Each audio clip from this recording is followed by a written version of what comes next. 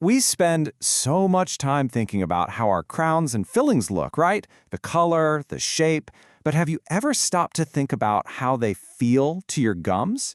Today, we're going to dive into that critical and honestly often overlooked relationship between your dental work and the living tissue that has to support it every single day.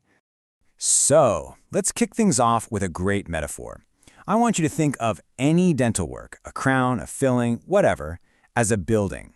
And just like a skyscraper, its long-term success, whether it stands for decades or causes problems, depends entirely on the foundation it's built on. And in this case, that living foundation, well, that's your gum tissue and the bone underneath. So here's how we're going to break it down. First, we'll explore that foundation in your gum's hidden world.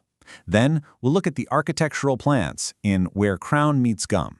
After that, we'll check out the building materials themselves in Shape and Material Matter. And finally, we'll see what happens when that design just doesn't work in The Price of a Bad Fit. All right, first up, let's explore your gum's hidden world. Because before you can build anything that lasts, you have to understand the ground you're building on. And this is the biological bedrock that supports absolutely everything in your mouth. Okay, so the technical term for this whole support system is the periodontium, and it's so much more than just the pink part you see when you smile.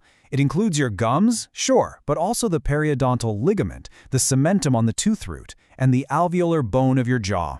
It's this whole complex, interconnected ecosystem designed for one thing, to hold your teeth firmly in place. Now, within this system, there's a concept that is absolutely vital for every dentist to respect. It's called the biologic width. Think of it as a biologic do not cross line. It's this delicate, natural seal of tissue that's physically attached to the tooth, and its whole job is to protect the bone underneath from bacteria. You just can't mess with it. And right here, you can see exactly how that seal is built. It's got two parts, what's called the epithelial attachment, and then right below it, the connective tissue attachment. Together, they form this tight, protective cuff all the way around the tooth.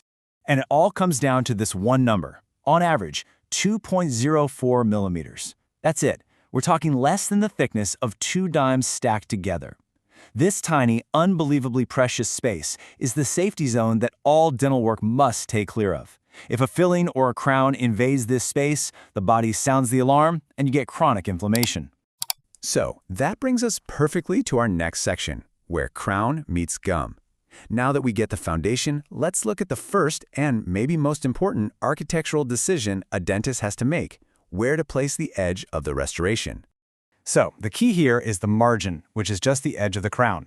From a purely health standpoint, the best place for it is supragingival. That means above the gum line. It's easy to clean, has the least impact on the gums, it's great. But for looks, especially on your front teeth, margins are often placed subgingival, so just a tiny bit below the gum line.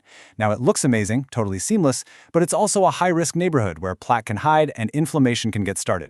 And you can see the real-world difference right here. I mean, it's night and day. On the left, you've got calm, happy, healthy gums. The crown margin is a little visible, but the tissue is thriving. But look at the right. That angry red inflammation, that's the body's reaction to a margin that was placed too deep, a margin that's invading that biologic width. The foundation is literally under attack. But it's not just about where the restoration ends. The finer details of the design, well, they're just as critical. So let's talk about why the shape and the material matter so much. Okay, let's talk about contour, which is really just a fancy word for shape.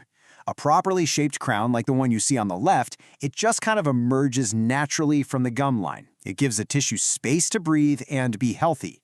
But now look at the one on the right. See how bulky it is? That's what we call over-contoured. And that bulky shape is physically crowding the gum tissue, leaving it no room, and that triggers inflammation. It's literally squeezing the life out of the gums. And it's not just the shape. The surface texture of the material is a huge deal. What's kind of fascinating is that the smoothness of the surface is often more important than what the material is actually made of. A super smooth, highly polished surface, like you get with ceramics, makes it incredibly hard for plaque to stick. But rougher materials, they're basically like a welcome mat for bacteria.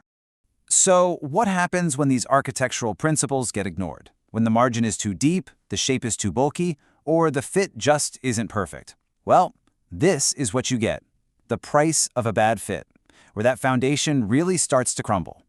And the science on this is crystal clear. This quote says it all. Overhanging restorations, that's where the edge of a filling or crown doesn't sit perfectly flush with the tooth, they aren't just a minor issue. They are officially recognized as a local factor that directly helps gum disease get started. You can't see this in the mirror, but on an X-ray, the problem becomes obvious. Those little ledges, the filling overhangs, create this perfect, protected little cliff for bacteria to colonize, totally safe from your toothbrush and floss. And this constant bacterial party leads to chronic inflammation that can and will eventually destroy the bone underneath. So, what are the red flags? How can you tell if your own dental work might be causing a problem? Well, if you have one single crown or filling that is always puffy and red, if it bleeds easily when you clean it, or if the gum line around it just looks different from the teeth next to it, your body is sending you a very clear signal that the biologic width might have been violated. So to bring it all home, the formula for success is actually pretty straightforward. It just comes down to these 4 principles. 1, and this is the big one, respect that 2 millimeter biologic width. 2, keep the margins above the gums whenever you can. 3, create natural, not bulky contours. And 4, use smooth, highly polished materials. That right there is the blueprint for dental work that will last a lifetime, living in harmony with your gums. And that really brings us to our final thought. We often think the best dental work is the kind you can't see. But the real goal is to create something that's invisible to the body's own biological systems. So we'll leave you with this question to think about. Is your dental work living in harmony with its foundation?